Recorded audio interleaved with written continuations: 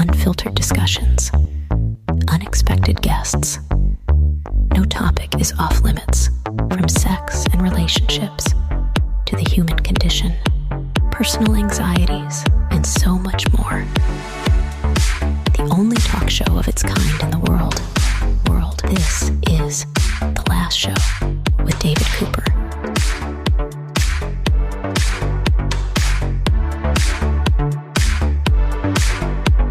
Hello, how are you tonight, mate? How's that for a weird mixed up accent that might be Australian, maybe British? It's Friday evening. I hope you're having a nice start to the weekend. Tonight's show is going to be a fantarbulopulous one. What? That's not a word? Well, I have the microphone, so it's a word. But enough about me, let's talk about tonight's show. We'll cover a newly released docuseries about a father and daughter veterinarian combo that travels around the world helping animals in desperate places. I've seen this documentary, and it's f***ing amazing. You're going to want to check it out, and details in about 10 minutes' time. Then, using AI, like chatbots at your work, might make your job just a little easier. It might help you write copy, write words. It's something everyone says to try, but new research says if your coworkers know that you use AI to help you with your job, they will think you're lazy, even if they use it themselves. We'll talk this new study and a new concept called AI stigma halfway through the hour. That is just some of the show. We got lots of great stuff planned for you, including some great coverage about a man who saved the world with a special foreign correspondent in London, England, after the breathy woman's voice right now. Want to be part of The Last Show with David Cooper? Call us and join the conversation. 1-888-505-6644. We are here with foreign correspondent Tony 5 in London, England. Earlier in the week, we were discussing somebody who saved all of England. David, as part of my regular segment, Provincial News, where I bring the lamest, weirdest, oddest story from the most smallest provincial towns that can be anywhere in the world. And it's the headlines that grabs people that are, one can only be described as mundane, inane, ridiculous, boring, stupid. Like us. But one such story, David, grabbed it. It was based in my own country of England and Hertfordshire, where a man saved a small village from a hawk that was terrorizing villagers, David. It was swooping down, I think. It was attacking people, grabbing their heads, stealing their lunch money, eating their children. Probably not all of that. But can you imagine a hawk terrorizing a village, attacking villagers? Well, I can, David, and hopefully you'll speak to this gentleman soon. Well, I have him here right now, Tony. Oh, well, then you will speak to him. Tony, I have with us the legend, Steve Harris, Hertfordshire Harris hawk hero, protector of pensioners, savior of scalps. Steve, we are graced by your presence. Welcome to the show. Thanks for having me. David, I'm so happy. So this guy's a genuine local hero. Steve is here, the man of the hour. Tell us, Steve, what did you do? I feel it's like the D-Day landings. Go, let us do it. I want to feel all the emotions of the day. Well, yeah, it started off, I guess, with the frustrations of not being able to go out of the house at all for weeks because this hawk had been raining terror. So yeah, I was working from home actually, and it was a nice day, and I went out for a run, and this hawk had been swooping people quite consistently and getting more progressively more regular with his swooping. Are you in the hawk killing industry? Is that what you do like full time? Yeah, that's me. Yeah. Well, I am hopefully now. Carry on. I'm still confused here, and Tony's explained it to me, and I'm sure you'll explain it to me. I may still be confused. It's a Harris hawk. Sure. And yet your name is Steve Harris. Yeah. But it's not your hawk. It's not my hawk. You couldn't write it, could you? It's just it happened to nest in the tree at the end of my garden. Whether it knew I was a Harris and that's why I had a particular penchant for that tree, I'm not sure. But yeah. What was it doing to the local residents of your city? It was sitting up on our rooftops, waiting for people to wander past and not pay attention to it, and then it was swooping down and whacking them on the head. Yeah. You believe it was a targeted attack? Was there a specific demographic it was going for? Well, yeah, initially it was the press were got on the idea that it was tall males and often it likes a man with a hat. So I had been hit twice before, once whilst wearing a hat. So that seems to be what it likes. It's traumatic. I mean, I just feel I can hear it in his voice that you've gone through a lot. You've gone through a lot, Stephen, and Yeah. you're such a handsome man. For those who can't see him, he's a beautiful man, and not all heroes wear capes, David, as you know. Some wear hats and then sometimes not hats. Would it bleed? Like, how bad were these attacks? Were people on the ground, hospitalized, dead? What was going on? Yeah, there was fortunately no deaths, but there was hospital admissions. There was lots of pictures of people with blood streaming down their faces. It was causing scratches because these horses have got quite sharp, big talons. So yeah, it was getting a bit frightening, to be honest. So you sought to capture the rabid beast, who probably didn't have rabies, but the point's well taken. Well, there was fear about that. There was people. There was lots of messages locally. I've been attacked. Do I need to go and get my rabies jabs? And I think there were some people that did. Wow. How did you capture the feral beast? Well, we had this cage in the back garden, which the local falconer had been trying to use to catch it. So it was like a sprung cage. So wait, so there was a professional falconer, who gets paid to do it, and you, the amateur, come and just swoop, literally, sorry to pun, swooped in. That's it. Well, I'd had enough, and we'd been going for weeks and weeks trying to find a way to catch it. So I kind of, I guess took matters into my own hands, grabbed hold of this cage, and I was able just to kind of open up the cage and then lob it over the top of it, and it sprung over the top and caught it. Yeah. So, it was scary. How does it feel now that you're the hero of Flamstead? So for our listeners abroad, Flamstead's a small village just in, it's the Hertfordshire-Bedfordshire border, right? Yeah, exactly that. Yeah. Yeah. And it's a lovely, beautiful country English village. I know it very well. I don't live too far away from it. Do people buy you drinks in a pub when they see you? Are you kind of, the people throws themselves in front of you? Have you had marriage offers? When you visit the elderly home, do the women throw themselves at you? What's been going on? Yeah, I mean, what's happened to you since you've become the hero of Flamstead? Oh, yeah, unfortunately, none of those things. Well, the first week there was, it was exciting, and that first day I got a fair few drinks bought for me, and but It's been a few weeks now, so it's old news in a way. That seems so British to me. Like, everyone's very excited, they show their emotion for 5 minutes, and then back to normal. It's the one, yeah. So what I was thinking, obviously, in the States, you've got the bald eagle, the Canada Goose. How do you think you could cope against these birds of prey? Yeah, bring it on. I've done the hawk now, so there's got to be a next step up, hasn't there? I don't know, man. They call Canada geese, or in Canada, they just call them geese. They call them cobra chickens, okay? And there's a reason they have earned that nickname. They are the most violent beasts of all of the animal kingdom. Do they attack people? They attack people viciously. Yeah. They don't have the claws, they don't have the teeth, but they have the temperament of the most ferocious beast out there. Well, when you need me over there, you just let me know, yeah? Wow.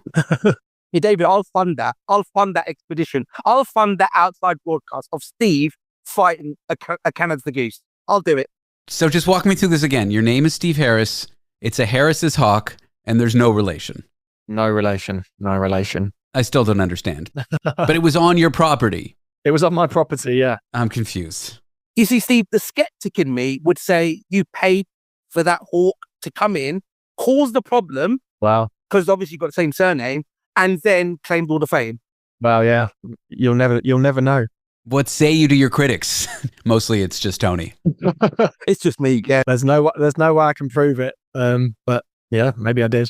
Well, you're a local hero. You've graced us with your presence. We love your story. I think the whole world, definitely North America, probably only me and Tony, we're so captured by your story.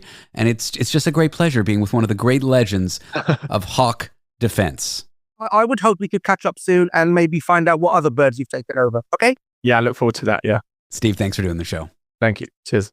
All right, coming up, you'll learn about how to watch really an amazing documentary about a father and daughter veterinarian combo traveling the world, saving animals, breaking hearts, and also saving hearts, animal hearts. You're going to want to watch this. Details after the break. Want to be part of the last show with David Cooper? Call us and join the conversation. 1-888-505-6644.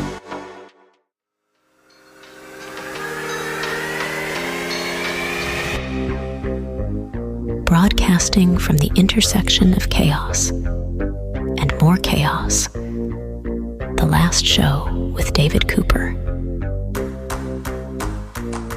Right now, you can watch a new documentary on TVO.org or tomorrow, Saturday at 8 p.m. on Channel 2 in Ontario. It's Anthony Bourdain meets the vet world. It's a veterinarian and his daughter running around the globe helping animals. It's dramatic. It's amazing. It's called Dr. Cliff Worldwide Vet. Here's a clip from it. A big part for traveling for me is taking care of new animals, new interesting species. Oh, this is messed up. Can you get the box of medicine from Shri? Arthur! See if you can pick up a heartbeat. The reality is we do see animals pass away in front of our eyes sometimes, and that can be really hard, and knowing that there's not really more that you can do. I'm here with Dr. Cliff Redford himself to discuss this documentary. Cliff is a friend, and wow, what a great documentary this is, because I've seen it. You've seen it, that's right. We were at the New York City TV and Film Festival a year and a half ago. It was actually on my 50th birthday that it premiered. You got to see it as well as some of my other New Yorker friends, and we won. We won Best Documentary and Best TV Pilot at that film festival. So yeah, I'm very proud of it. It's a good film. It's a lot of fun, and you're running around the globe. You're going to like war zones, impoverished places. You're doing all kinds of stuff. Mm-hmm. At the end, I thought, it's not about the animals you save. It's about the friends you make along the way. And those friends are animals. So it really is about the animals you save. That's right. So when I say be kind to animals, I'm really just saying, please be kind to myself and to each other and to yourself. Tell me a little bit about how the documentary starts, because it starts rather dramatically. It hooks viewers in. And I walked away from it thinking, why is there no reality show about a vet and his daughter saving animals? Yeah, and that's a question. Side note, that's what, in my mind, I'm like, this has had to have been made before, because it's not just about you saving animals, it's about you and your daughter's dynamic. It's a great, but it starts really dramatically. Tell me about that beginning. Yeah, Diego, the writer, director, producer, knocked it out of the park when he filmed me and opens the movie with me rappelling down a well to save a dog that's inches away from drowning. And honestly, it just gets crazier and crazier from there. It was quite a trip. It primarily tells the story of our trip to India, to Hyderabad, India, during Diwali, the Festival of Lights. And we like to say that this beautiful Festival of Lights unfortunately has a dark side, and that dark side is that the fireworks scare and hurt animals. So as we went there, my daughter and I, we learned about this incredible Hindu cultural experience, and then worked with Animal Warriors Conservation Society, and learned a lot about each other and became closer, and just had this wonderful time. And we did film it, as you sort of talked about, to try and show the world and show the TV execs that this would make a really good docuseries, a reality show. So hopefully everyone loves it and checks it out, and then, I don't know, gives it a thumbs up or whatever the rating is for TVO. Yeah, we're really proud of it. I walked away from that film thinking, I know this guy. I know the guy who made that. He's my friend. But I don't want to talk about the film so much. I don't want to spoil things. I mean, we can a little. Yeah. But at the end of its screening, there was a Q&A period. And the guy moderating the Q&A period really liked penguins. There were no penguins. You weren't in Antarctica saving penguins. But this guy with a thick accent kept on redirecting the conversation in the Q&A to a personal Q&A. I guess he hadn't talked to a vet before, asking you about penguins. People were asking serious questions about your daughter, about what happened to, what was the outcome of this one animal.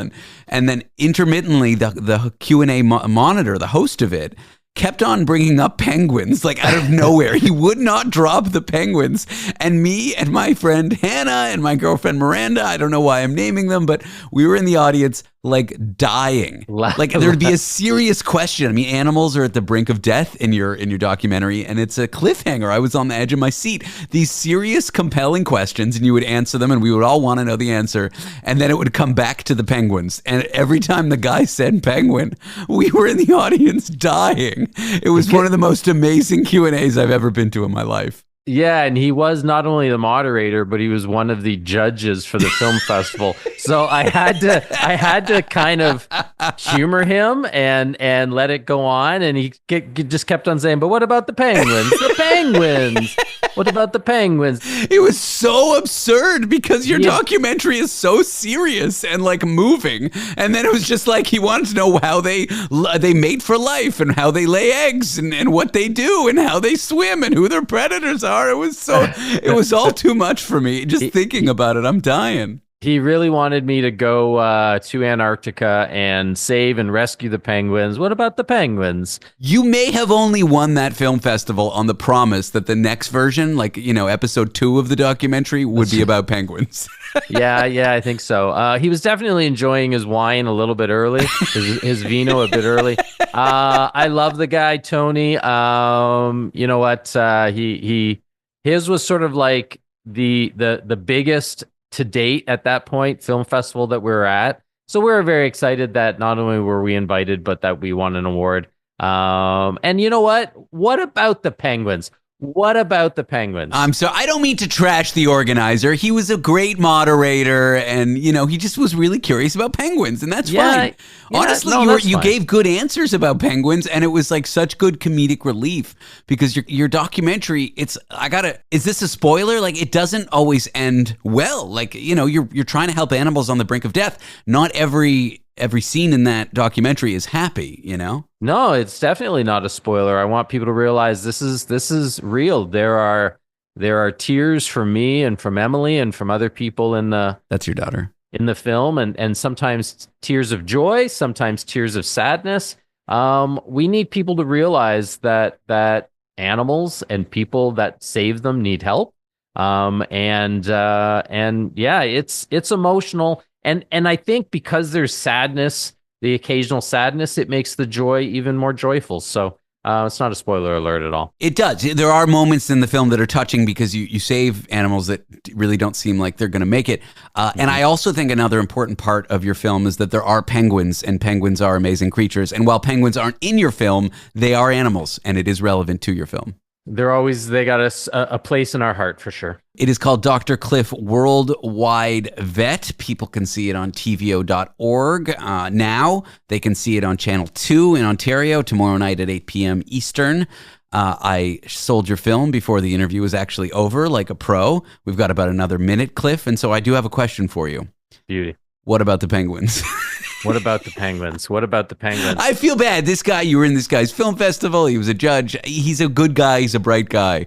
He just was very curious about penguins. He was very attached to the penguins, and maybe that's why he invited me to be part of his film festival. He had a secondary reason, and it was to get me to be passionate about the plight of the penguins, which I totally get. I appreciate that. I respect that of him.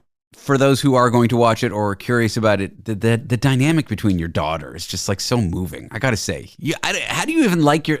I couldn't imagine doing that with my dad. No offense. I mean, my dad's great, but we're like, you guys are really in it together throughout this thing. It's not just about the animals, the places you go. It's also about you and her. And it's such a lovely, lovely like undercurrent to the whole movie. Yeah, she's, I couldn't do what I do without her. Not only is she very highly technically trained, but the emotions are difficult, and it's wonderful to have somebody there that I'm that close to. She's one of my best friends, and I love that I get to travel the world with her and rescue animals. Dr. Cliff Worldwide Vet is the name of the documentary. Check it out on tvo.org. It launched earlier tonight. Dr. Cliff Redford, thanks for coming on, talking about the penguins. Thanks for having us. Oh, yeah, and your documentary as well. What about the penguins? Coming up next, your coworkers think you're lazy. They think you're stupid if you use AI to help you do your job, even if chatbots make you do a better job. It's called AI Stigma. We'll discuss it after the break. Want to be part of the last show with David Cooper? Call us and join the conversation. 1-888-505-6644.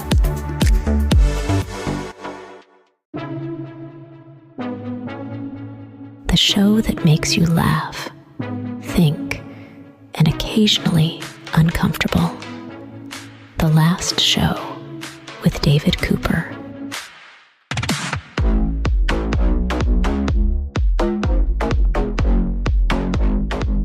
Using AI at work might make your job easier. It's something to try, they said. It's a shortcut, a great tool to do your job with, they said. But it makes your coworkers think you're lazy. Well, that's according to research. Anyway, I'm here with someone who worked on that.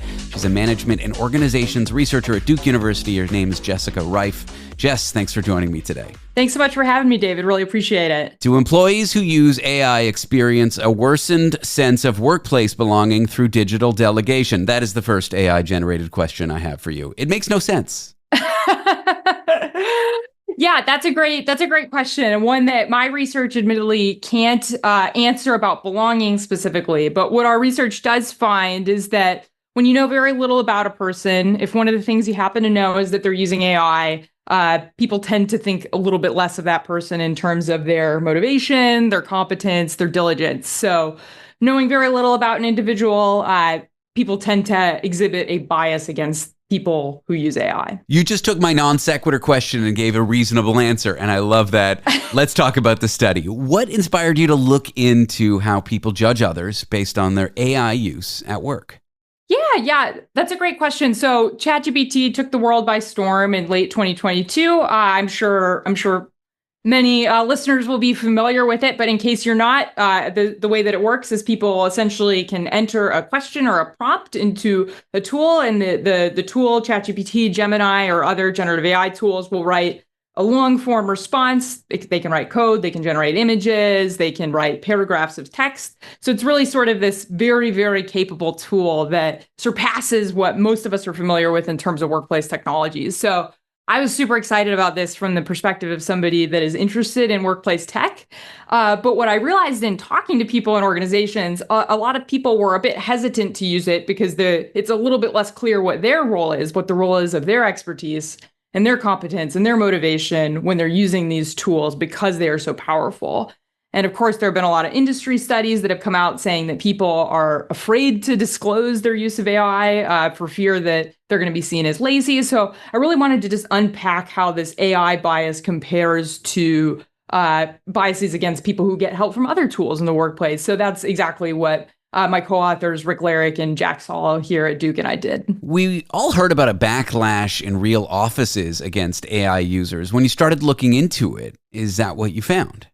Yeah, so we use controlled experimental studies where we essentially compare how people, and these were for the most part working adults across the United States, perceive individuals when they're described as using AI or described as using a different form of help to achieve that same outcome. So for example, if we describe a lawyer who's having a paralegal summarize case information to them versus having a generative AI system summarize case information to them, in the former case, when they're using AI, they're rated as lazier and less competent, whereas when they're just having another person do it, they're rated as more competent and less lazy. And this was true across, we tested 8 different professions, so it appears to be a pretty general effect. You tested lawyers. Any other professions of note?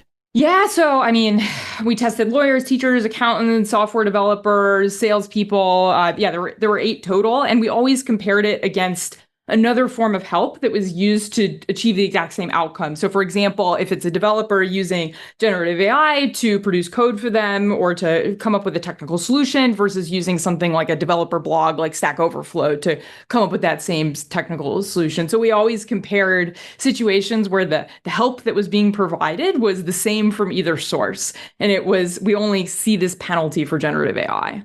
So the study suggests a kind of AI stigma in the workplace.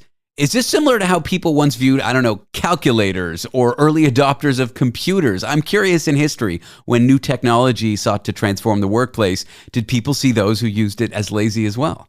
Yeah, absolutely. So there is definitely a long history of people denigrating those who use new technologies or questioning the abilities of them. So we recount an example from Plato in our paper of people who use writing as a form of externalizing their knowledge and information. There were questions centuries ago of whether those people would ever be capable of establishing true wisdom. So wait, if you were an orator, you were considered smarter than a writer back then? So that's my extension of the logic, or my understanding, my understanding of it, and the of course, more recently, like the examples you named, such as calculators, there are lots of questions about whether a student who uses a calculator would ever be able to learn math. And of course, we've sort of as a society come down on that, where calculators are often supplied in classrooms. So I think generative AI will ultimately follow a similar progression, where eventually we sort of just incorporate it into our workplaces and education spaces.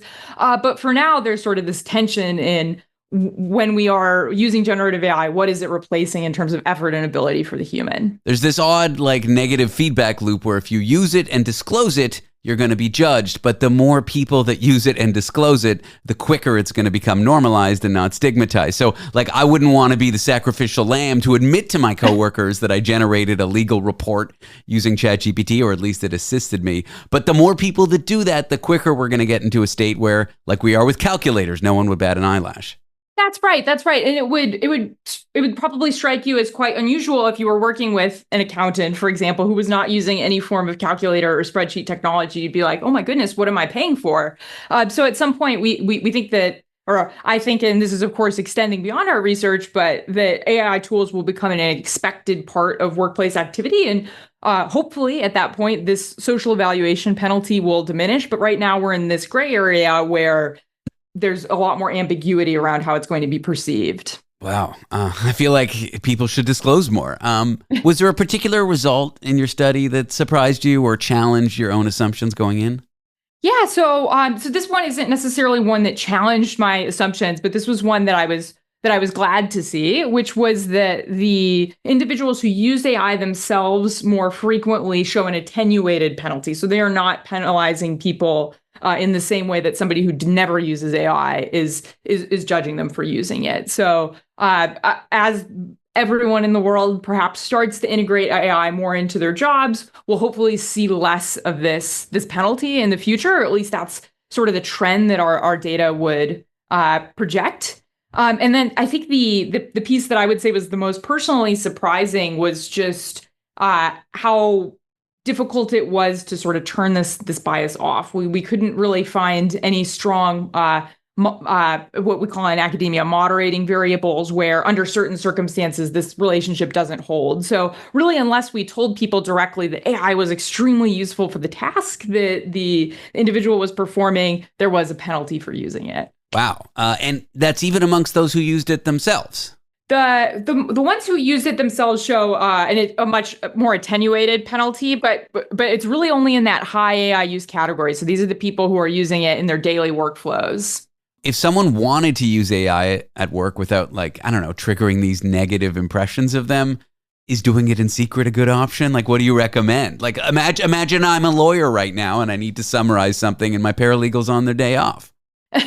So my personal belief, particularly, I mean, a lawyer is obviously a high status occupation. I would, particularly for managers, leaders, other high status occupations, I would love to see more open discussion of how they're using AI, because I think that is going to be something that sort of changes the culture and the stigma that we're perceiving in our data around it. Because I think those are the people that are in the best position to absorb the potential negative impacts, because they're already perceived to be so competent and motivated that that group can really set the tone for the rest of their organizations about essentially establishing that it's safe to use AI here. Interesting. Assuming that the organization wants their employees using AI to become more productive. Well, Jess, I appreciate your time. Thanks for talking to me about your study. Yeah, it was my pleasure. Thanks so much for having me on the show, David. Jessica Reif is a management and organizations researcher at Duke University. There's an old cliche that goes something like this: my husband's my best friend. Or, we make a great couple because she's my best friend. Is your romantic partner your bestie? Well, either you're lying or you're part of a small group of people that actually think that. Only 14% of adults actually think that when they're asked the right questions to probe what a best friend means. And is that okay? Find out on the other side of the break. Want to be Part of The Last Show with David Cooper? Call us and join the conversation. 1-888-505-6644. The show that asks the questions other shows are afraid to ask. The Last Show with David Cooper.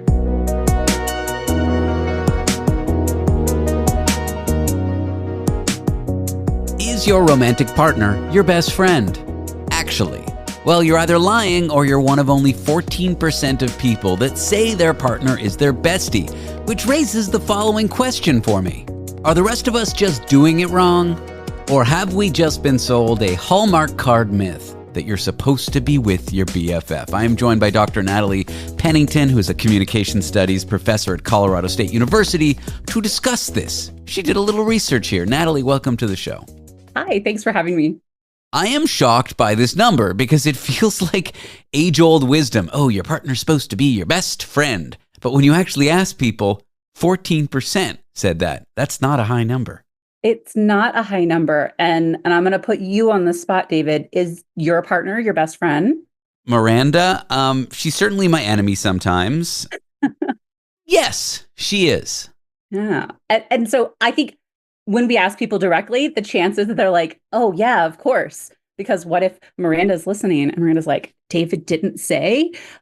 I think that is what happened. So part of what made our study different is we didn't lead with and say directly, is your romantic partner your best friend? We said, tell us about your friends and then give us some labels. And people naturally said, oh, this is my friend. This is also my best friend. This is also my romantic partner. I'm pretty sure I would fail this. You know, the other day we were actually having a discussion where it's like, it's okay not to tell your partner everything. Like, I'm not going to betray a best friend by blabbing his secrets to her. What were some of these questions? How did you lead people to this conclusion without directly asking them? Yeah, so this is part of a bigger project called the American Friendship Project. We survey adult Americans each year to talk about social connection and well-being. We just want to know who people are hanging out with, spending time, how they build relationships. And so at the start of the survey, we say, give us the names of up to 7 people you would call a friend. And then for each of those people, they start to answer additional questions. And so that's where we got from the, okay, you have a person, they're a friend, tell us about them, where'd you meet? What's your relationship? And that's where the 14.4% comes in. What does this reveal about how we see our romantic partners? I sometimes call Miranda my roommate. She gets mad when I say this. But what does it reveal with the people we marry, with the people we live with the people we're coupled up with? Yeah, I was really excited for that part in the study because we also asked the well-being questions, right? And so one thing I'll say that's really nice, and it's sort of the lead of the article title, What's on a Label, is that as long as you're valuing some degree of friendship in the relationship, so saying like, I have routines with these people, I feel close to this person, it's honestly not any different to call them a best friend. Like statistically speaking, not different from each other. We don't have data on the people who didn't call them a friend at all. So you're right. Like if somebody says, oh, this is just feels like more of a roommate situation, probably not as good. But what we noticed is at the end of the day, it's just, I put something into this relationship. I always get a hard time when I call someone a close friend around my girlfriend. And she's like, that's not your close friend. I'm like, okay, well, really good acquaintance. I guess I'm a bit of an over-exaggerator. But are these lines, these delineations between like best, close, very good, number one best, are they in fact more blurry than we might think? They're so blurry, David. We had people so people could pick multiple best friends. You could call all 7 people that you reported on your best friend if you wanted to. No one did, but we did get some people up to like 6 best friends, right? So I think that each individual sort of says, this is the things that work for me. And for me as a researcher, it's, okay, let's get into the, are you spending time with them? Are you, supporting them? And that's what I'm more interested in. Tell me about some of these odd findings about people who make more money or people who are married. Are they less likely to report that their partners are their best friends? And maybe why? Yeah, that was for me one of also, I find my own research interesting, David. I know that's shocking. This is a good thing. No, that's... Yeah, it's good. I should like the things I study. But we found that people who are dating are almost twice as likely to call their romantic partner their best friend as opposed to someone who's married, which kind of pushes conventional wisdom a little bit. Like we think you marry your best friend. But if you pause and think about it, like when you first started dating Miranda, like this like honeymoonish type period, like, oh, I love spending time with them. I want to do things with them. So there is this greater emphasis on friendship, I think, early in a relationship. That makes sense. I had those feelings for her. I don't know if she wanted to spend time with me. I just, but yeah, it's funny. I wonder if it's because the stakes feel higher when you're dating. Like you can just walk away. Whereas when you're married, you're coupled, you're kind of committed if you can kind of say what you really feel. Exactly. I will say it's kind of what we call like a curvilinear effect, because we also had age with something where as you got older, you were more likely. So I think it's the like when you're first dating, they're your best friend. You get older, your network starts to shrink. And now it's back to being the person you rely on the most again. I know that study authors don't really like to offer opinions sometimes. Maybe you will. I don't know. But here's an opinion question. Do you think our culture puts too much pressure on us to label our romantic partners as our everything, our lover, our co-parent, our roommate, our therapist, our best friend? Like, are we putting too much on this one person? I do. I absolutely think that's the case. I'll say I think we put too much on best friends also. Like when we ascribe something to that label and say it's supposed to be all of these things, and like you've got pop culture and TV shows, so we need these like the perfect friendships, the perfect romantic relationships. It can be really hard on people. And just having like a good conversation with people every once in a while who you aren't even that close to can be good for you. So giving each other some breaks is good. Should we try to make our partners our best friends, though? I mean, it's sort of the opposite question of what I just asked. I do not call my partner my best friend. I love Joe. Oh, man. Shots fired. Yeah, Joe is amazing. He's a fantastic person. We 9 years married next month. Exactly. But I mean, I think it's good to have different people in our lives who can support us, right? If you are fighting with your romantic partner, knowing you have someone else that you've been building a connection with that you can go and talk to, it's good for you. Well, surprise, I have Joe here and he's mad at you. It's the Jerry Springer Show, Jerry. No, I don't know why. All right. So what was the motivation for this study? Is it just you wanted to really dig into these kind of cultural norms, these things that we say, and find out whether they're true? I'll give a shout out to a couple different things that I've mentioned before. One is that I thought The Atlantic did a really fantastic piece that said, what if friendship and not romantic partners was the center of our life? And those were, to me, a little bit more of an extreme, like buying a house with a best friend. I don't know that I'd go that far, but it was a provocative question that in class students were like, never do those things. I was like, well, but we put a lot of pressure. And then the second sort of driving for me is I am a stats nerd. And the Pew Research Center had released some data about what people thought they really wanted out of life. And increasingly, we're seeing people say, I want good friendships more so than they want like a family and marriage. And so sort of me said, let's look at these things in this intersection. I fall into that camp. I'm allergic to children, probably. I mean, I haven't done the test, but I'm kind of that way too. But I do consider my partner in that circle. I do consider her a best friend, a close friend. But I hear what you're saying at the same time.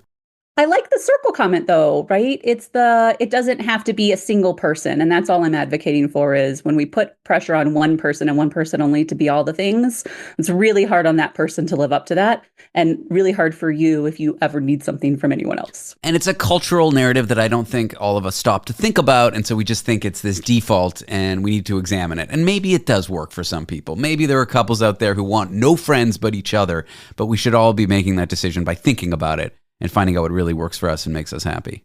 Exactly. At least pause and say, what are the other options, right? Even if that's siblings, parents, your children. It's having more than one person, period. Good for us. All right. Well, thanks for sharing the study. This was a great chat. I appreciate your time, Natalie. Thank you so much for having me. Dr. Natalie Pennington is a communication studies professor at Colorado State University.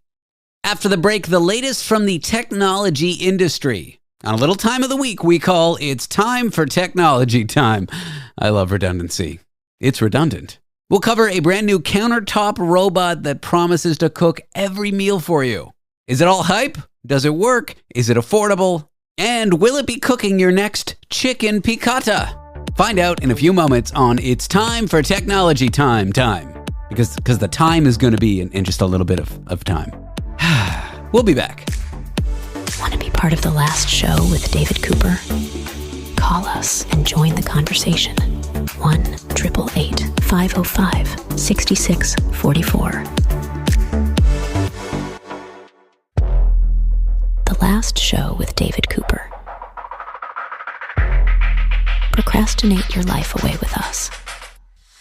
My goodness. Technology expert. Technology communicator. Communicating communicator. I like communicator. That's kind of a neat word. He's the communicator. And it's time for Technology Time with Carmi Levy, a technology expert in London, Ontario, Canada. Carmi, welcome to the show. I am glad to be back with you. Thanks for having me, David. Do you get this where you're about to buy something, like a gadget? I know you like cameras. You're a camera nerd. So you're like, maybe let's call it a lens. Okay. And you're like, okay, I need a lens that's 175,000 millimeters and 125 aperture and the shutter speed of 4, whatever. You've narrowed it down. What I said. Yes. And if you don't understand cameras, what I said makes sense. But if you do, what I said. And you're in this weird zone of like, you're researching, and then once you buy it, you'll be on to the next thing because it's capitalism. Pretty much. So you try to hold yourself in that place. Like, I don't want to buy this thing because I don't know what's next. Right now it's just a lens. That's a few $100. But what if the next thing I want is a car and I can't afford a car? Always. That's where I am with projectors. And they have gotten so good, Carmi. These laser consumer projectors, things that would have been like billions of dollars 5 years ago are like consumer level prices.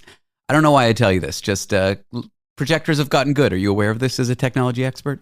I absolutely am. And I've started, it's funny, like our TV is getting on in years. It's a 55-inch flat screen. And I keep wondering, when's it going to die? Because, as soon as you start thinking, when's it going to die? It's going to die. So I'm debating what we replace it with. And increasingly, I've added projectors to the list of things that I've kind of ruminate over because at some point I'm going to want something bigger. I don't want just 55 inches. We always want bigger. And a projector is a pretty cost-effective way to do that. Can we just acknowledge you just said, I don't want 55 inches. I always want bigger. And I said nothing. I said nothing, Carmi. I admire your restraint. That's very, very kind of you because my wife would have been slapping me upside the head by this point. So, I didn't take the bait, as my therapist always says. Thank you very much. I'm deeply appreciative. Anyway, yeah, I had a dinky projector like 10 years ago, with Netflix on it or whatever, and it was so bad. And they are so good now. It's like there's certain technology classes that like stay cruddy for the consumer up until a point, and then it's like, I don't know. It's like one day you can have amazing equipment that they would have like only used cameras they would have only used to shoot Hollywood films. Now you can buy for consumer prices. Projectors are one of those things. What a great, totally unrelated to any technology news tangent I've been on. Well, I think this is your way of saying Netflix night at your place once you get it. And so just for the record, I'm totally in. I'll bring the nachos. I'm busy that day. What day were you thinking? Any day. Boy, thanks, Dave. I thought we were friends. I'm kidding. You're invited anytime. I guess this is a segue that I'm making up now as I look at the story I want to talk about with you, even though it wasn't an intentional segue, but it's going to seem like it was. Countertop cooking robots. That's a technology that could get really good soon. Huh? See that segue? Oh, very nice. Very well done. And of course, you need to eat before you watch that Netflix flick. So, nicely done. Yeah, you can't be watching TV with your loved ones hangry. That's cruel is what that is. Never. My stomach making all sorts of noises and blocking out the audio. That's not happening. The robot is called Pasha, and it sits upon your counter, and it cooks for you. It's funny. AI can kind of like suck the joy out of things. For example, take a creative writer, and then all these other people are writing novels or whatever, generating stories with AI. It sort of cheapens it for you. And as a home cook, I'm like, I don't want a robot making a nice meal. Side note, what if it makes the meal better than me?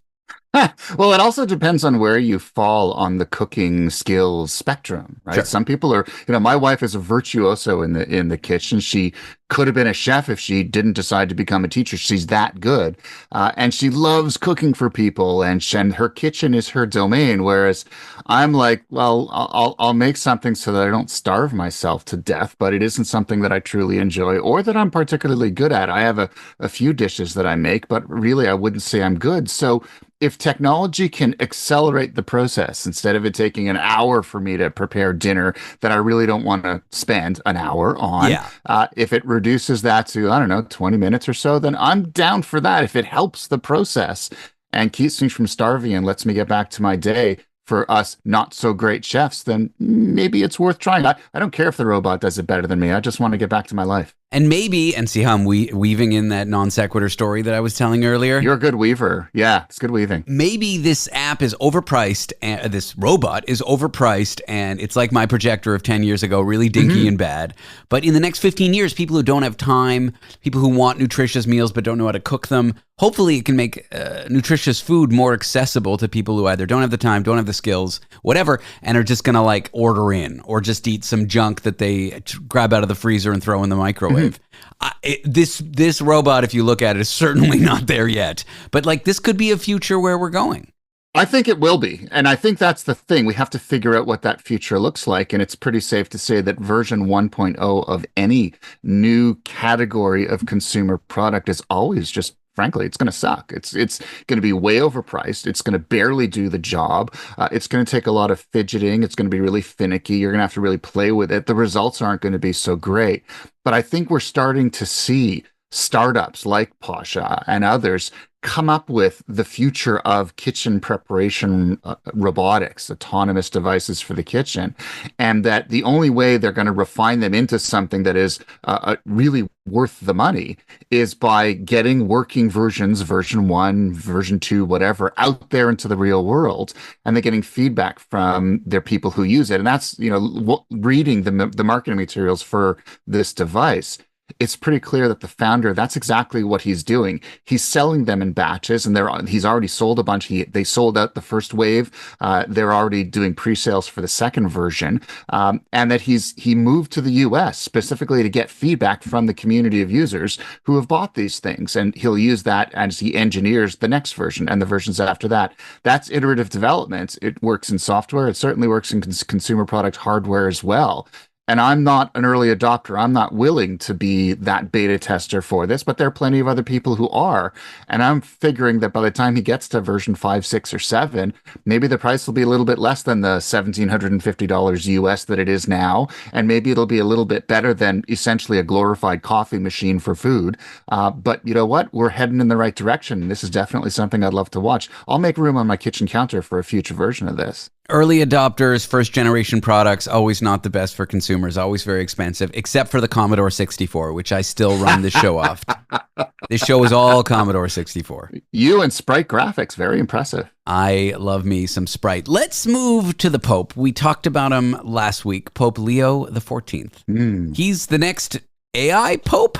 Like he chose his name based on AI? Tell me about this. Yeah, he did. So, he's Leo the 14th. Leo the 13th was a pope during the early stages of the Industrial Revolution, and he spoke fairly frequently on the social impact of all of that new technology, that automated factory technology, on humans, on communities, and what the church's role should be in that. And so the Pope said, when he was speaking with the College of Cardinals after he was elected, he said that artificial intelligence played a role in him deciding that, because if Pope Leo the 13th was able to kind of provide guidance during the Industrial Revolution, then Pope Leo the 14th could do the same thing for what is essentially a technological version of the Industrial Revolution. That's AI. And so he wants to be able to provide a framework for the kinds of social questions, the kinds of ethical and moral questions.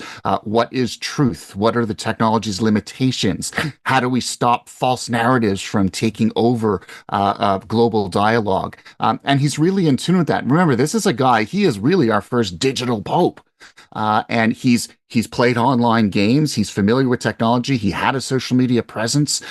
He's actually taking an active role in social media as he starts to post to the papal platforms. And so he's made it very clear that he's going to lead with tech. And I find that, I'm not even a Catholic, and I find that super exciting. You're not?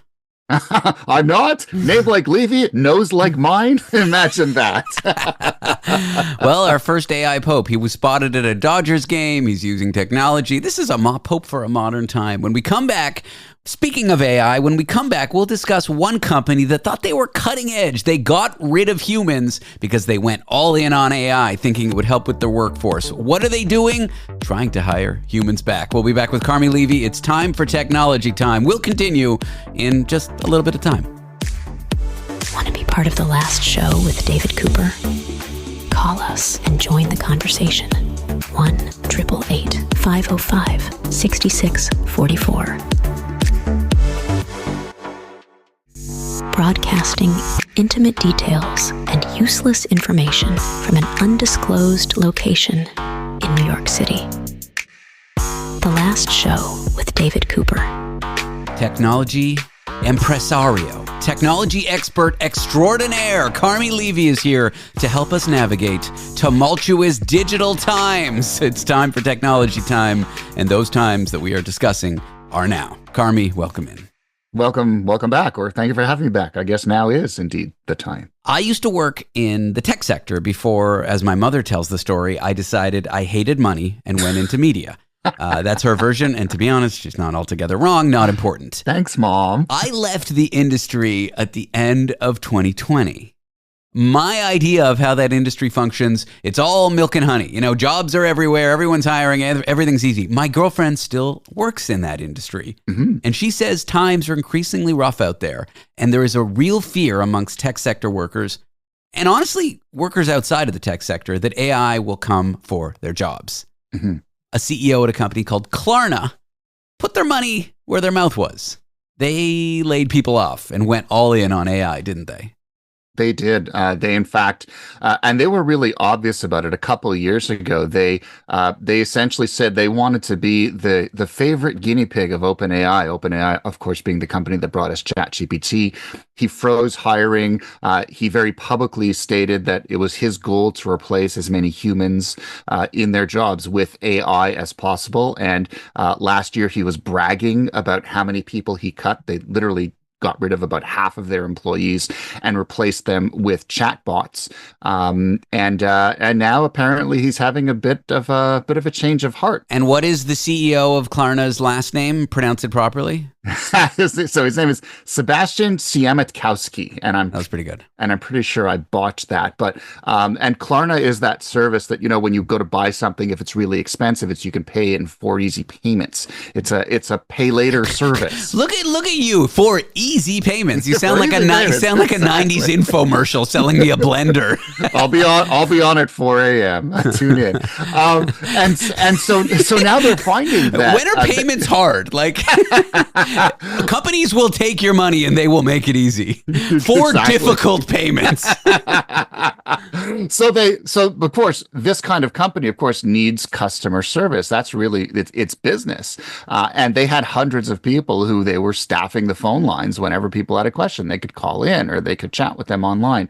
Got rid of them and replaced them with chatbots. And of course, their customer service rankings have absolutely gone through the floor. Their reviews, they're just awful. I mean, this is just a terrible customer service company now. And now he's had a change of heart, basically saying that now promising you will always have a human to speak to if you want. So it's not that they're getting rid of AI, but now they're scrambling to rehire humans because their customers have said the fact that you don't give us a choice, that's a problem.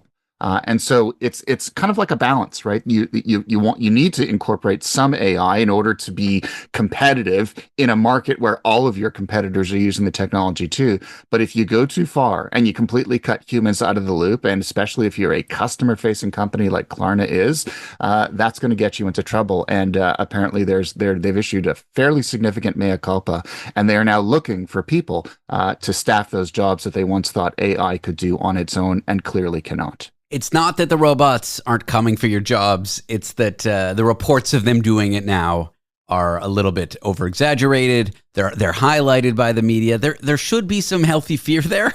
You know, I think if it was the 1950s and you were working a telephone switchboard, there's people like in a room, like plugging in switches so that they could connect telephones from different parts of the country. Like, that job doesn't exist anymore. Yeah. Technology certainly replaced that, although I'm still running my Commodore 64, so who knows? That was a callback. The technology will get there at some point, and that's the thing. I think it's not ready to replace humans in this role right now, but give it a few years, and I'm willing to bet that Klarna will be one of the first companies that is again getting rid of humans and saying, the AI is finally where we want it to be. But new jobs will be created. you know? Exactly. And every study that we've seen shows that for all the jobs that are going to be wiped out by AI, more jobs will be created by it. And the question is, will there be sufficient training and resources so that people whose jobs are affected by AI are able to ramp themselves up and get those new jobs that are being created? The trick is not to leave people kind of lost in the middle, lost in limbo. Yeah, I was coding. I mean, I was managing people in my former tech career, so maybe that's a skill that would be needed. But I only ever learned how to code and worked in a coding space and was a software developer, engineer, whatever, pre-generative AI. So like, I don't know how to program in the AI world. Thank God I was managing people. If I went back to that industry, hopefully I could get a management job. Who knows? Yeah, and 10 years from now, I'm sure it'll be completely different. Yeah. And I think that's the thing is instead of riding one wave for your entire career, thanks to AI, we're all going to be jumping from one wave to another as jobs and job categorizations and skills shift very quickly. In fact, increasingly quickly. That's the deal. Agility is going to be the key because AI is going to change technology faster than any previous technology ever. You know, there's so many jobs that have been replaced by technology. Before we had newspapers, the town crier would stand on the corner downtown and yell the news. Thanks, Gutenberg. my town actually had a town crier up until a few years ago, and I remember moving here, and I actually bumped into him on the street one day, and I was just wait. This was like a joke, right? Or like a ceremonial thing. Like who's no. This is where your tax dollars were going? His name was Bill, and he was the town crier. I'm pretty sure he was a volunteer, but okay. he showed up at every major civic event in a proper town crier costume, and it was the most amazing thing. Everybody knew him, everybody loved him. Oh, so he was just like a Renaissance fair nerd. Like he wasn't. Yep. It's not like the city, this town council was paying this dude. They weren't, and yet, if the mayor had been elected and was being sworn in, he showed up at City Hall at every official city function. He seemed to be there, and for years, that was just considered the fabric of the city. It was the most remarkable thing. Sad that he's gone. What township was this? This was London, Ontario, Canada. What?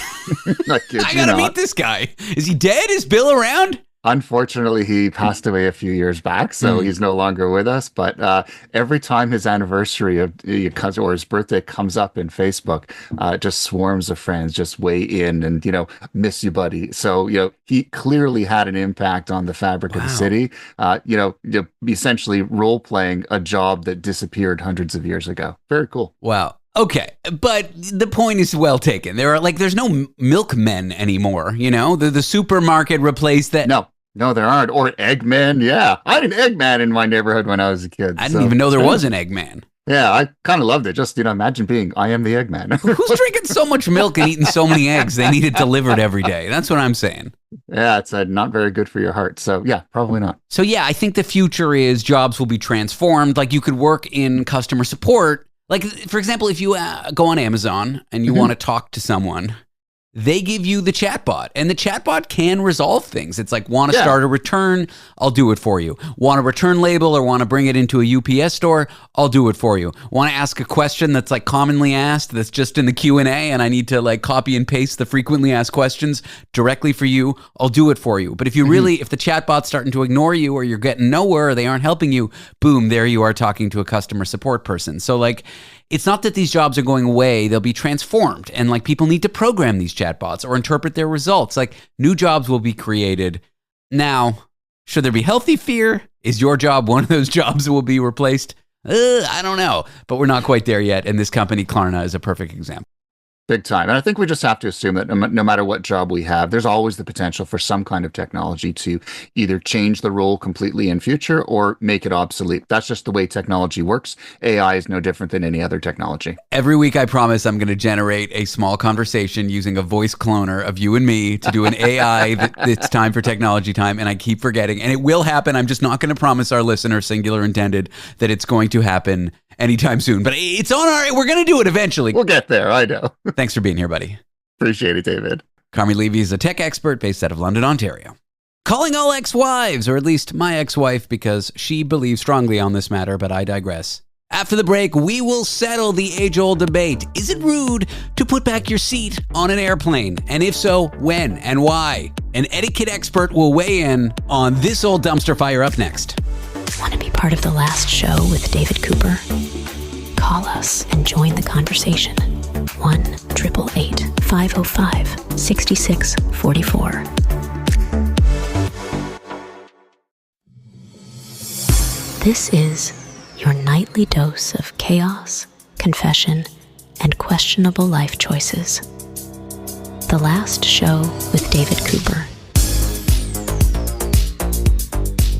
Commercial flying is a series of one indignity after another. And it's not just the airports, the security, and the airlines that are out to get you these days. It can be other passengers. And a great debate: is it rude to recline while seated on an airplane? I'm here with Nick Leighton, an etiquette expert and host of Were You Raised by Wolves, a podcast to discuss. Nick, wow, what a great topic we're about to jump into. Oh, for sure. Thanks for having me. This is a treat. I am so excited. I have been caught in the middle of a fight where the person I'm traveling with did not want the person in front of them to recline their seat. And me, I'm sort of like a live and let live, you know, like I got the right to recline. It's awful. So too does the person in front of me. This is a divisive topic. Do people have varying opinions here, or is there one way to do it? Oh, certainly people have varying opinions, but there is a definitive etiquette answer. Yeah, there is. Oh, so this is clear cut. I'm excited. Oh, for sure. Let's start here. I kind of like divide it into classes, right? You got international travel where you sleep, and then you got like a 1-hour flight on a tiny cramped plane. Surely there must be like different rules for different flights. Well, I think the thing we want to keep in mind is that just because you can do something doesn't mean you should.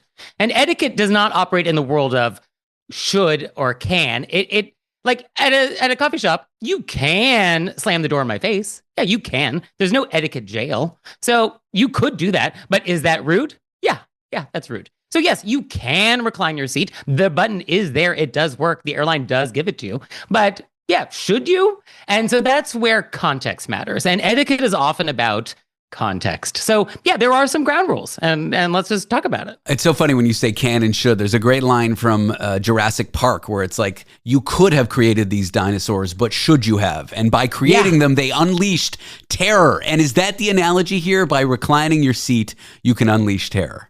Oh, for sure. And I think anybody who's ever traveled ever knows that, yeah, there can be terror at 35,000 feet. For sure. And I feel like what's really unfair is as seats get smaller and smaller and smaller and perks get taken away, the space in seats gets smaller. We're not accounting for tall people. Like if there's a kid behind me versus like a 10'8" person, it makes a big difference whether I recline my seat or not. Yes, and this is by design. I mean, airlines actually have a financial interest to make it miserable, because why else would you bother paying to upgrade yourself?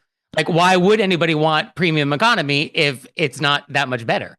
By making us suffer, the airlines are like, oh, I've given you something slightly less horrible to pay extra for. I got something here. I think all the perks and the status and the credit cards and the early boarding and the 17 groups, the airlines are taking an awful service and making it slightly better for other people and then pitting us against each other. Like, oh, are you a group 4? I'm a group 3. I get to go ahead of you. People in line trying to see what your status is so they can. And so you're so distracted by being against your fellow passengers with who gets what perks that you're not distracted that the experience is bad for everybody. Yeah, no, I think you cracked the code on that. But here are some ground rules. Yeah. Ground rules include being aware of who is around you. So yeah, if there's tall people around you, I think we want to be mindful of that.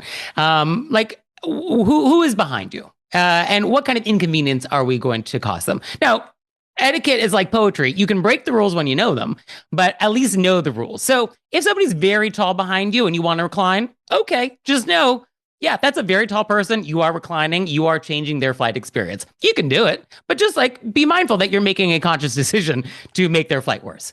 If you are very tall before the flight takes off, it is perfectly fine to negotiate with the people around you. Like, hey, I am very tall. You can see I'm very tall because we are still standing. We have not left yet. And if the person behind you or the person in front of you looks like somebody who is a recliner, somebody who like loves to recline, yeah, you could actually have a conversation like, hey, are you planning on reclining on this flight? If so, maybe we should switch seats. Or, what are your thoughts on that? And so you could have that conversation if you're very tall. I think if you do want to recline, I think shorter flights, it's a little provocative. Do you really need to? Is that really going to increase your comfort on this 45-minute flight from New York to Toronto? I don't know. But if it won't really, then like, do we have to? And then if we are going to recline, when are we doing it? So is this meal service? Like, did the meal tray just get dropped? Is that when we want to recline? Probably not. And also, if we're going to do it, like, what is the person behind you doing? I cannot tell you how many times I've almost had a laptop snapped in half because that seat came back so fast without warning. And here I am trying to like snap my laptop off the tray so it doesn't crack in half and grab my cup to prevent it from spilling on it's just chaos. And so if you're going to do it, it's nice to actually lean around and be like, hey, heads up, I'm coming back.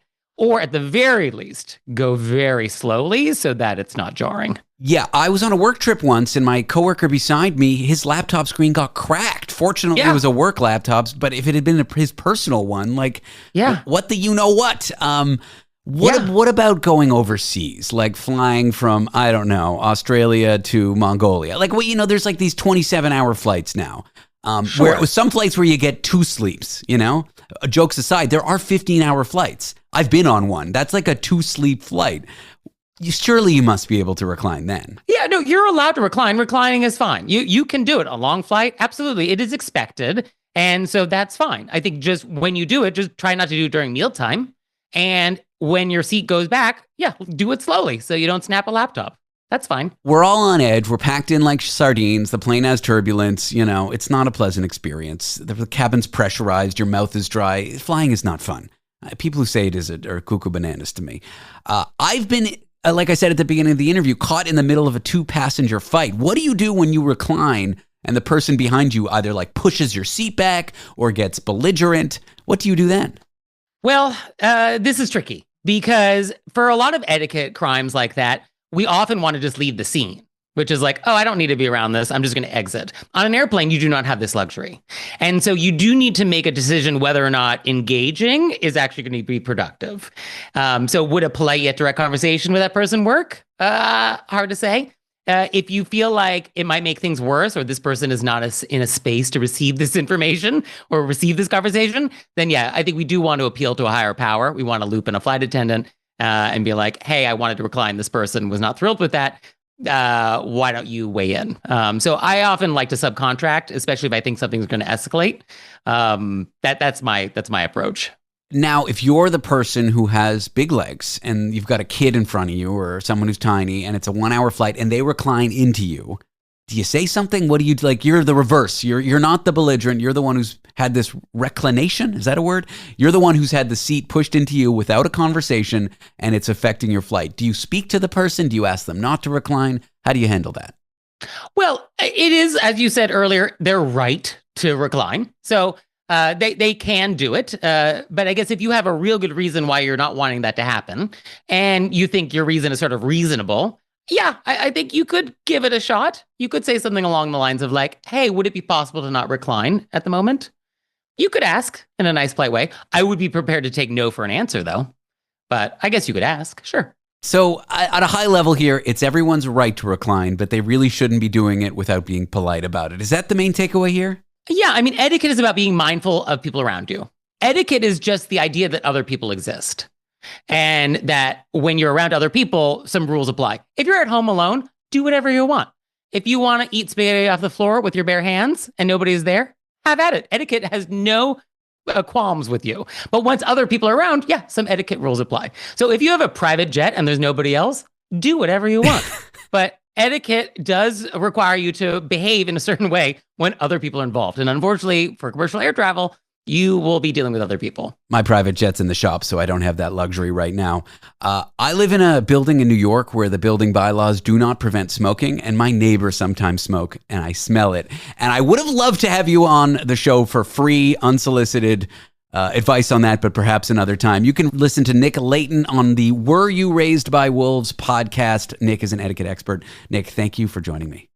Thanks so much. This was a treat. There is a new wellness trend that I'm a little skeptical of. You might be too. It's called grounding or earthing. And it involves walking barefoot on the earth so that your electricity gets sent to the ground, or even doing it through the electrical outlet in your house. Sounds dangerous. Sounds like a scam. We'll have some fun finding out about it after the break. Want to be part of The Last Show with David Cooper?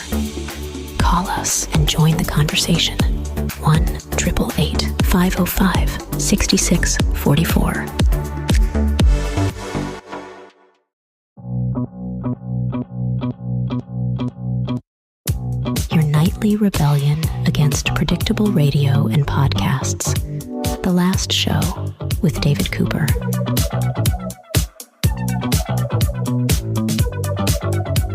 I'm always curious about the latest online wellness trends actually do anything, or they're just bad information getting shared around. Let's look at one called grounding, or as some people call it, earthing.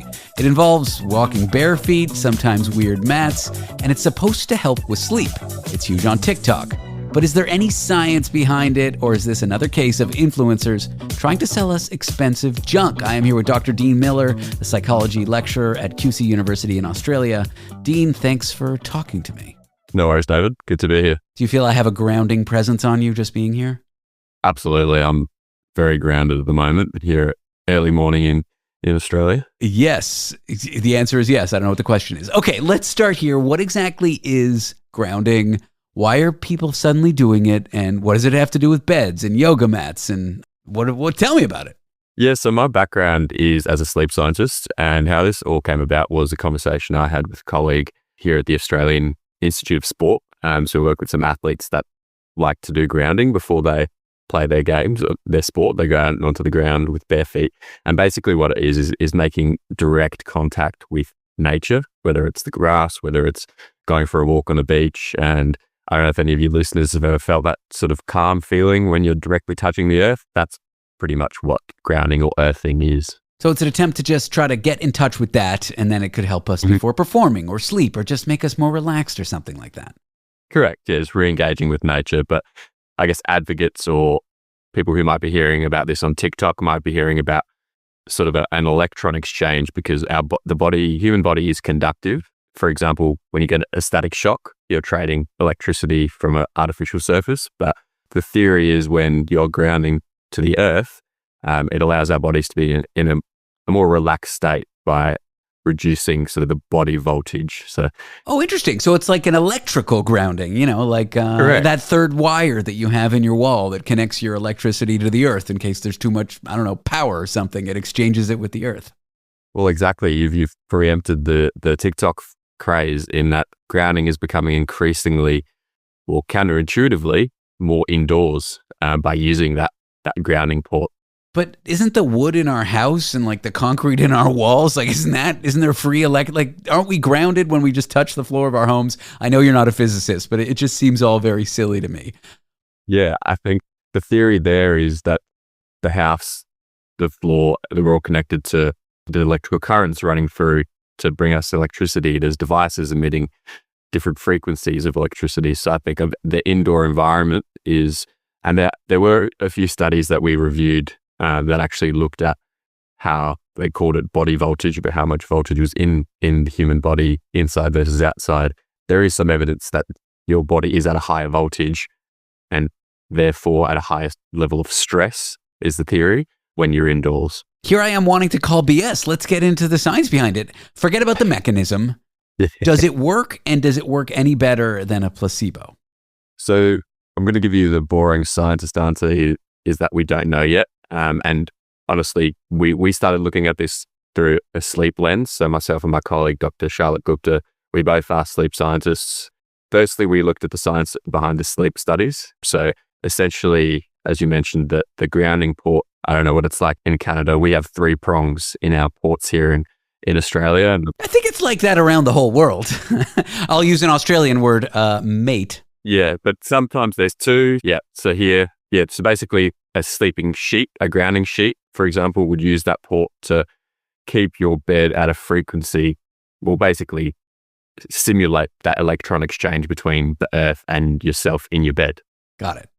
What we found was some studies suggested improvements in sleep quality and increases in amount of time they were asleep. in saying that the evidence, the quality of the methodology used could be questioned in those studies. So a couple of arguably junk studies said it was great. My words, not yours. I know you wouldn't call fellow researchers junk studies, but you see what I'm saying. Yeah, they were published academic journals, which is a source of evidence. But for example, one of the studies we looked at reported a significant difference between a group that were grounded and a group that weren't grounded in how much they slept. But when you actually dig into the study, that difference existed before they even started the study between the groups. So slight methodological issue there. One of the findings I was surprised about and probably prompted me to write this piece is my two areas are sleep and sports science. And there was a study that they looked at really high intensity exercise. And then what they did is they got them to do the exercise and then sleep on a grounding sheet. And then another group to do the exercise and not sleep on the grounding sheet. And actually found lowered markers of inflammation in their blood after they grounded. But you can't rule out placebo unless you give someone a fake grounding sheet and tell them it's a grounding sheet. Yep. So that's exactly what they did. And the blood markers followed that direction of an anti-inflammatory effect of grounding. That was not specific to sleep, but I think that's what sort of drove me to write this article, to push for better quality research to see whether it is a placebo effect and we're just confounding being outdoors and feeling nice about being outdoors with a secondary effect. Well, let's talk about this placebo effect for affectant. That is not even close to English. Placebo effect for a second. If someone believes their grounding mat is magical and they think it's going to help them sleep better or help with inflammation, and through that belief they see positive results, the mechanism isn't there, but the belief is there. Doesn't that kind of count as a win? I mean, these devices, I hope, are harmless. I don't know if you've got this phrase in Canada, and my wife has told me to stop using it in this context, but I never want to yuck your yum. Yeah, it's usually about sex stuff, my friend. I know it is, but it applies to whenever someone comes to me about a sleep intervention that they'd use. As long as I know for a fact that it's not going to have a negative impact on your sleep or circadian rhythms or whatever it may be, I never sort of yuck their yum, essentially. It's like if someone came to you and started taking, what is that, colloidal silver, where they take it and they turn blue and it's poison, but they tell you it makes them feel great. In that case, you'd say maybe stop. But something like Correct. this, what's the harm? Yeah, if someone's telling me that the triple shot latte 11 p.m. really helps them to sleep, I'm going to tell them that they're full of it. But if someone tells me that they really love, grounding sheets, perfect example, there's no evidence to suggest, and we say this in the article, there's no evidence to suggest that it's going to be harmful for your sleep. So if you get one and you use it and it's great, keep using it. If you want to try it, go for it. It's likely not going to be bad for your sleep. I am going to yuck the yum for a second, because some companies charge hundreds of dollars for these things. And if people Correct. online, influencers, are peddling them, maybe getting a sponsorship, maybe getting a cut, this seems a little bit ugly to me, even though it's kind of hurting nobody except for a few people's wallets. Yeah, exactly. That's how we ended that piece in a discussion around whether to add this to cart or not. So yeah, that's the secondary consideration about, do you actually want to fork out the money to do this? But from a scientific standpoint, there's no reason that it would negatively impact your sleep. But yeah, it could negatively impact your wallet. So the high level takeaway, not great enough evidence yet to say they work. Some may be promising, but not amazingly done studies. Yes. And it's very expensive, so take caution, especially if you can't afford it. Yeah, and the unfortunate thing about these theories or these interesting topics, you're not going to get the big dog Harvards or high-level labs, even in our lab, like to run a study looking at things like this, because most of the funding comes through for research for areas that are impacting shift work or comorbidities around sleep disorders and stuff like that. So hopefully someone picks this up in a sleep lab somewhere that has a bit of cash to answer an interesting question that can help the everyday person that wants to help with their sleep. Well, it's breaking snooze from the snooze room here with Dr. Dean Miller, a psychology lecturer, a sleep scientist. He works at QC University in Australia. Dean, thanks for discussing this with me. I would say the jury's still out on this one. I'd agree. That's the show. Thank you for listening to it. We'll be back Monday night. Don't forget to subscribe to our podcast and follow us on social media. Just head to www.lastshow.pizza. That's lastshow.pizza, not .com. And there you can find out details about the podcast and a bunch of other stuff. I'm David Cooper. This is The Last Show. Oh, and there was something really important I wanted to tell you before the show was over. It was...